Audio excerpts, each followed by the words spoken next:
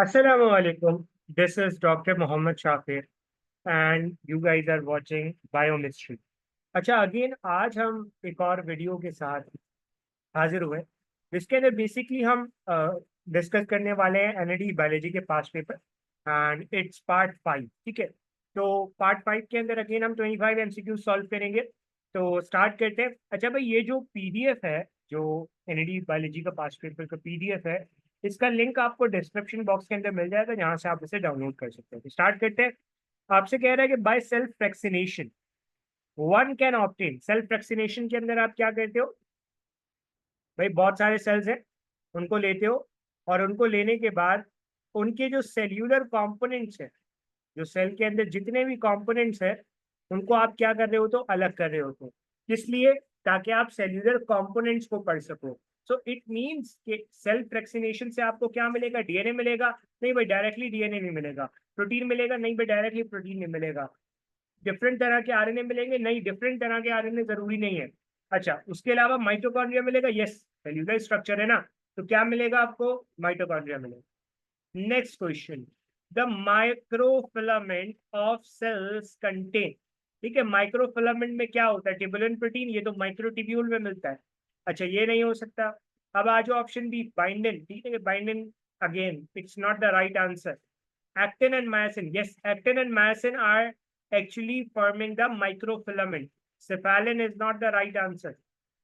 फिर हमारे पास नेक्स्ट क्वेश्चन आता है, the breakdown of glucose into carbon dioxide and water. Glucose है, इस ग्लूकोज को कंप्लीटली आप तोड़ रहे हो कार्बन डाइऑक्साइड और वाटर के अंदर। सर कैसे पता लगा कंप्लीटली तोड़ रहे हो? सिंपल सी बात है, अगर ये ग्लूकोज इनकम्प्लीटली टूटती तो या तो लैक्टिक एसिड बनता या इथेनॉल बनता। ऐसा तो कुछ नहीं हो रहा। इसका मतलब है ये एनएरोबिक रेस्पिरेशन तो नहीं है।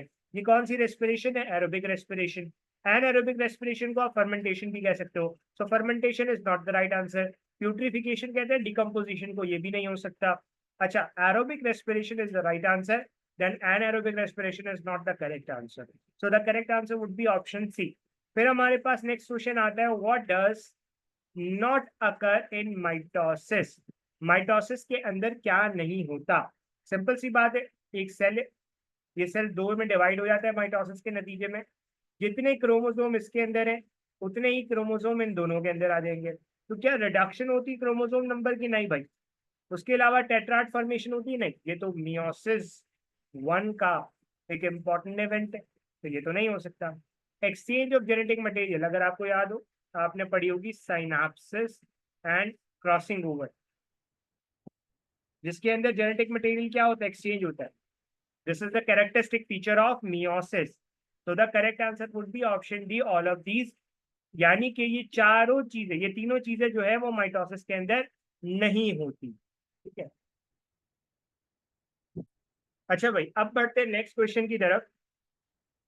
तो हमारे पास जो नेक्स्ट क्वेश्चन है, that is enzymes are sensitive to. ठीक है, एंजाइम किससे सेंसिटिव होता है? टेम्परेचर से। यस भाई, एक वक्त तक तो एंजाइम का रेट ऑफ रिएक्शन बढ़ता है जब तक टेम्परेचर बढ़े, लेकिन एक मखसूस टेम्परेचर के बाद रेट ऑफ रिएक्शन डिक्रीज होता है, and this is called optimum temperature.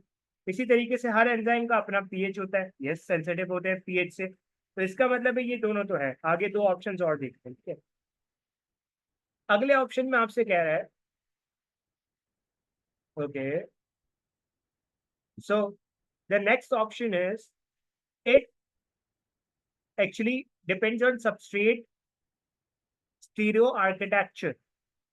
Substrate की शेप पे भी डिपेंड करता है। तो इसका मतलब है the correct answer would be all of these. ठीक है, all of these, it's very simple. अब हमारे पास नेक्स्ट क्वेश्चन आता है, this is very very very important, that the child of a couple has be blood group B, his mother blood group is AB, what will be the blood group of father? ठीक है, अब obvious सी बात है कि एक बच्चा है, उसका ब्लड ग्रुप है बी, अम्मा का ब्लड ग्रुप है ए बी, तो अब्बा का क्या होगा? देखो, अब ए क्यों नहीं हो सकता? ए के अंदर दो पॉसिबिलिटीज है, ये वाली और ये वाली। इस पॉसिबिलिटी के अंदर तो बी ब्लड ग्रुप बच्चे के अंदर नहीं है, तो इसका मतलब है ए ब्लड ग्रुप तो अम्मा अब्बा का नहीं हो सकता। नहीं है। अब आ जाओ जरा बी को। ऑब्वियस सी बात है, अगर अब्बा का ब्लड ग्रुप आई बी होगा तो ऑब्वियसली जब आप इसे क्रॉस करोगे तो आपके पास आपको आई बी ब्लड ग्रुप मिल जाएगा। इसी तरीके से चाहे ये वाला भी हो तब भी आपको मिल जाएगा बी बी ब्लड ग्रुप। अच्छा, इसका मतलब है बी तो हो सकता है। अच्छा, अब यहाँ पे एक बड़ी कहानी है। क्या अगर फादर का ब्लड ग्रुप ए बी है और मदर का ब्लड ग्रुप भी ए बी है तो बच्चे का ब्लड ग्रुप बी पॉजिटिव है? आओ चेक करते हैं। आपने क्या किया, चेकर बोर्ड बनाया, I A I B I A I B, I A I A I A I B, ठीक है, I A I B I B I B. इसका मतलब है बी ब्लड ग्रुप पॉसिबल है ए बी में। तो B और सी ये दोनों तो सही होता है। अब आ जाओ लास्ट में डी ओ। भाई अम्मा का ब्लड ग्रुप है ए बी, रिमेंबर। अच्छा, अब ये वाली कंडीशन हो, ये तो ए ब्लड ग्रुप हो गया, यहाँ पे आपको बी ब्लड ग्रुप भी मिले। इसका मतलब है बी, ए बी और ओ तीनों कंडीशंस के अंदर एक अम्मा का ब्लड ग्रुप अगर ए बी है तो बच्चे का ब्लड ग्रुप बी कब होगा? जब या तो फादर का बी ब्लड ग्रुप हो, ए बी हो या ओ हो। सिंपल हो गया मामला। So the correct answer would be these three. यहाँ पे होना चाहिए ई ऑप्शन में B C and D are correct. ठीक है, सिंपल हो गया। अब हमारे पास नेक्स्ट क्वेश्चन आता है, descending limb of loop of ten secretes. ठीक है, अब बहुत सिंपल सा आंसर है।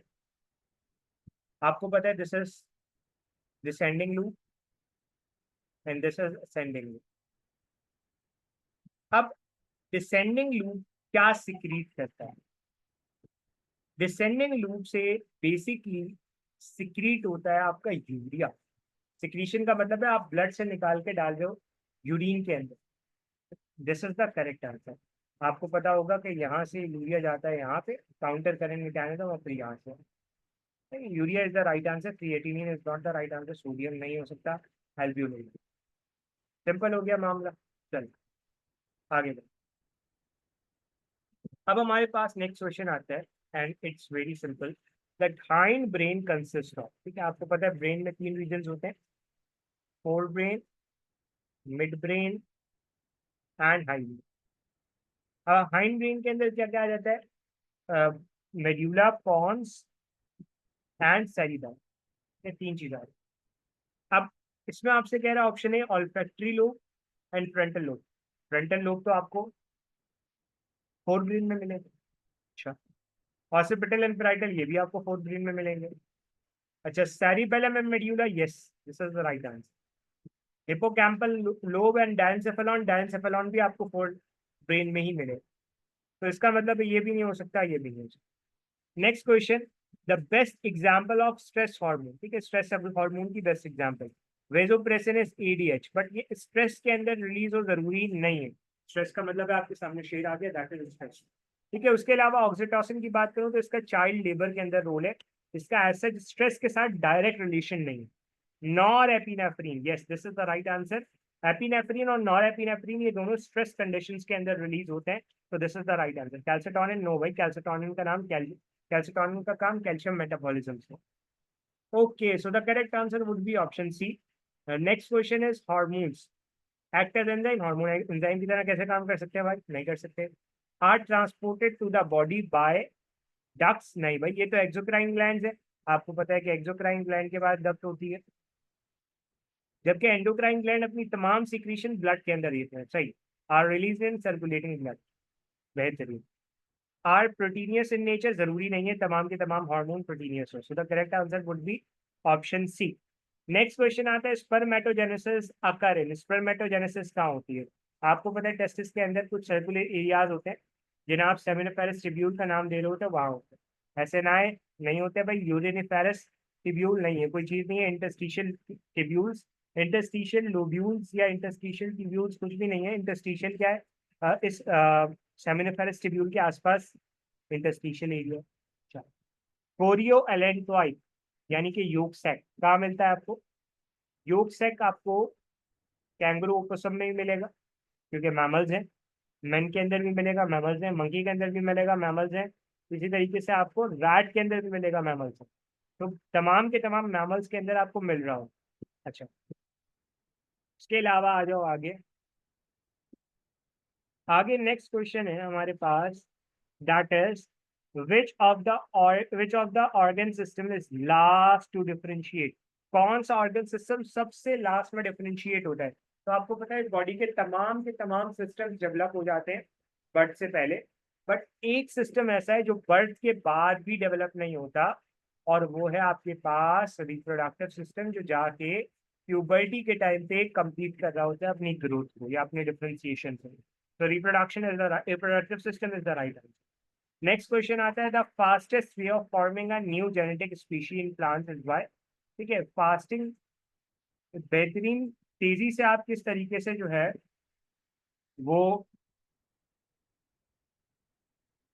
आप एक नया ऑर्गेनिक जेनेटिक स्पीशी बना सकते हो प्लांट का। ये अगेन बहुत सिंपल से एमसीक्यू है, starting from this one. Tissue culture में आप न्यू जेनेटिक स्पीशी नहीं बना सकते, पुराना जैसा ही होता है। तो this is not the right answer. Cloning again something same, तो ये भी नहीं हो सकता। फिर हमारे पास आता है, ओके, फिर हमारे पास आता है हाइब्रिड विगर। ठीक है, हाइब्रिड का मतलब है वो प्लांट जो हाइब्रिडली प्रोड्यूस हो, और आमतौर पे ऐसे प्लांट को आप किसी भी चीज को, किसी भी कैरेक्टर को इनहांस करने के लिए कर रहे होते हैं, तो ये भी नहीं हो सकता। पॉलीप्लॉइडी, यस, पॉलीप्लॉइडी का मतलब है एक से ज्यादा आपको क्या मिल रहा है, पॉलीप्लॉइडी के एक से ज्यादा आपको क्रोमोसोम के सेट मिल रहा है। And this is very common कि अगर आपने किसी प्लांट को न्यू जेनेटिक स्पीशी देनी है तो आप पहले पॉलीप्लॉइडी कर देते हो, ताकि वो जो है वो अपने जैसे ऑर्गेनिज्म से अलग हो जाए, ताकि वो आपस में रिप्रोड्यूस करें। सिंपल, क्योंकि अगर इसमें पॉलीप्लॉइडी नहीं हुई, क्रोमोसोम नंबर सेम रहा, तो ऑब्वियसली एक साथ जो है वो रिप्रोड्यूस कर सकते हैं। नेक्स्ट क्वेश्चन हमारे पास आता है, the reaction centre in the single chlorophyll A molecule. अब क्लोरोफिल ए मॉलिक्यूल के अंदर पी एस टू भी होता है, जहां से एनर्जी घूमती फिरती पी एस वन पे जाती। P S two light absorb करता है 680 नैनोमीटर, और पी एस वन करता है 700। तो ये दोनों आपको मिलते हैं, तो P S one and P S two is the right answer. सही है। नेक्स्ट क्वेश्चन आता है, cell put in highly concentrated solution will display. ठीक है, एक ऐसा सेल है जिसको आपने हाईली कंसेंट्रेटेड सॉल्यूशन के सेल में रख दिया है।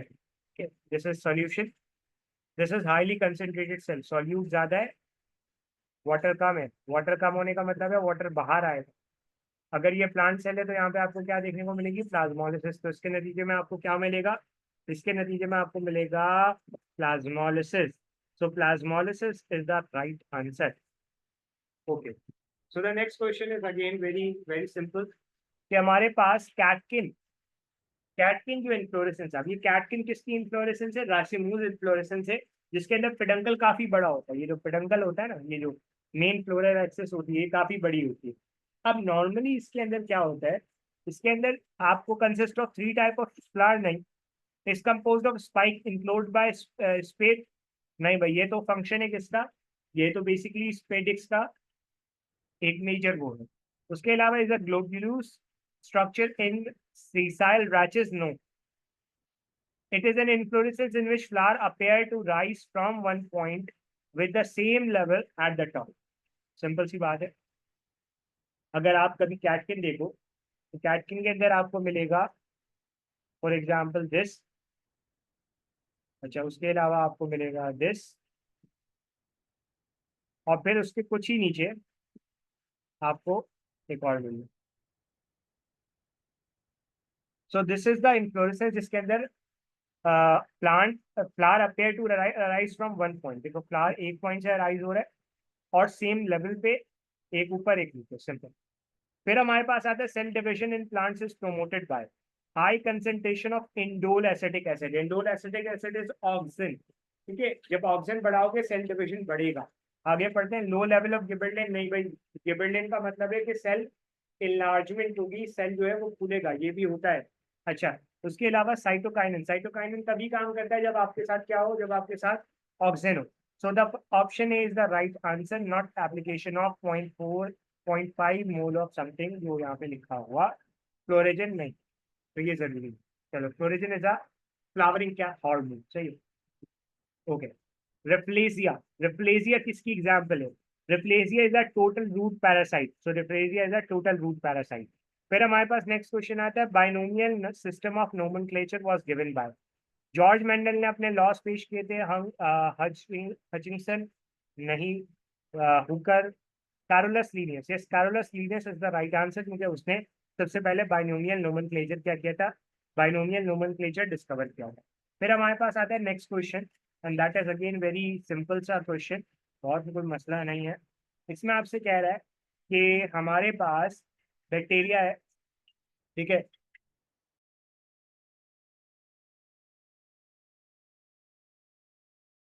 अच्छा भाई, तो बैक्टीरिया है, आपसे कह रहा है कि Griffith observe the process of genetic recombination and diplococcus, यानी कि स्ट्रेप्टोकोकस, जिसको पहले डिप्लोकोकस नमूनी कहते थे, आज उसे स्ट्रेप्टोकोकस नमूनी कहते हैं, जो नमूनिया कॉज करता है।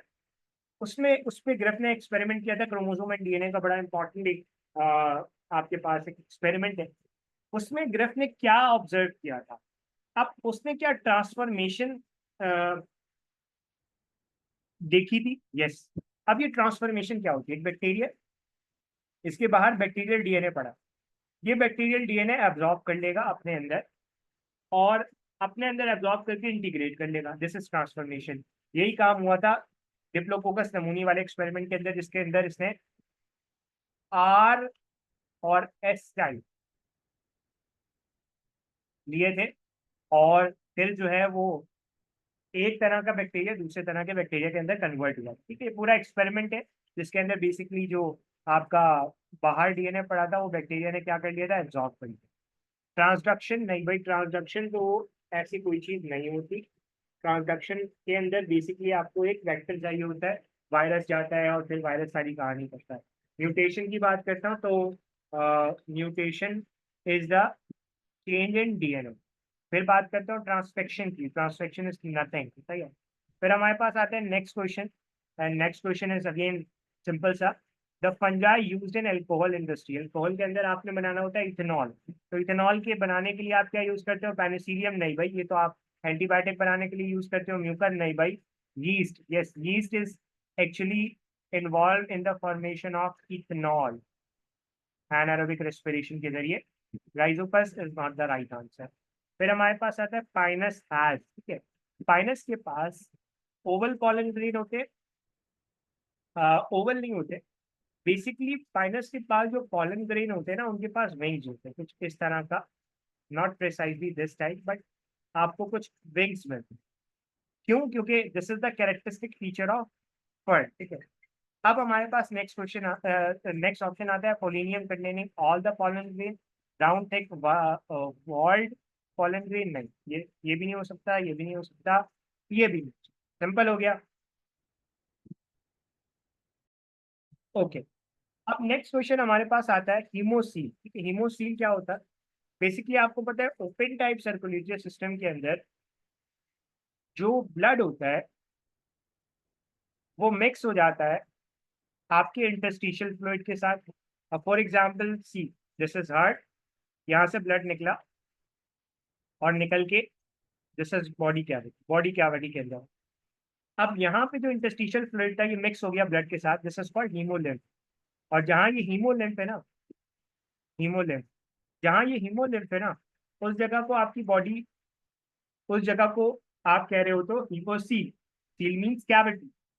ये आपको कहाँ मिलता है? ये आपको कहाँ मिलता है? ये अगेन बड़ा सिंपल सा है। हीमोसील आपको तमाम आर्थ्रोपोड्स के अंदर मिलता है, यस, आर्थ्रोपोड्स के अंदर आपको हीमोसील मिलता है। इकाइनोडर्म के अंदर नहीं, इकाइनोडर्म के अंदर नॉर्मली आपको हीमोसील नहीं मिलता। फिर हमारे पास आता है नीमाटोडा, नहीं, नीमाटोडा के अंदर भी नहीं होता। ओके, टीनोफोरा, नो, टीनोफोरा के अंदर भी नहीं होता। तो the correct answer would be all arthropods. फिर हमारे पास नेक्स्ट क्वेश्चन आता है, this is the last question, that the locomotory structure of starfish, ठीक है, स्टारफिश का लोकोमोटरी स्ट्रक्चर क्या है? अब आपको पता होगा कि स्टारफिश के अंदर नॉर्मली आपको वाटर वेस्कुलर सिस्टम मिलता है, और इस वाटर वेस्कुलर सिस्टम में कुछ इस तरह के स्ट्रक्चर होते हैं जिन्हें आप ट्यूब फीट कह रहे हो। अब जैसे आपने देखा होगा कि ड्रॉपर नहीं होता, ड्रॉपर की तरह का ये स्ट्रक्चर होता है। जब आप इसे प्रेस करोगे, इसके अंदर से सारी हवा निकल जाएगी, ये जमीन के साथ चिपक जाए, रिलीज करोगे ऊपर जाएगा। And this is the locomotory structure of starfish, क्योंकि स्टारफिश का ताल्लुक एकाइनोडर्मेटा से, तो tube feet is the right, not parapodia, parapodia is something different. Pedicellariae नहीं, ये भी नहीं हो सकता। मूवेबल स्पाइन, स्पाइन तो मूवेबल है, कैसे होगी? So the correct answer would be option. यहाँ पे आते हैं हमारा एनईडी का एक और पांच पेपर का सेशन कंप्लीट होता है। आई होप कि वीडियो अच्छी लगी होगी। स्टिल कोई भी प्रॉब्लम है so you can ask in the chat box. आज के लिए हम इतना ही रखते हैं। इंशाल्लाह नेक्स्ट वीडियो में आपसे फिर मुलाकात होगी एक नई वीडियो के साथ, जिसके अंदर एक नया पास्ट पेपर डिस्कस करेंगे। तो आज के लिए इतना ही रखते हैं, इंशाल्लाह आपसे मुलाकात होगी नेक्स्ट वीडियो में। तब तक के लिए अल्लाह हाफ़िज़।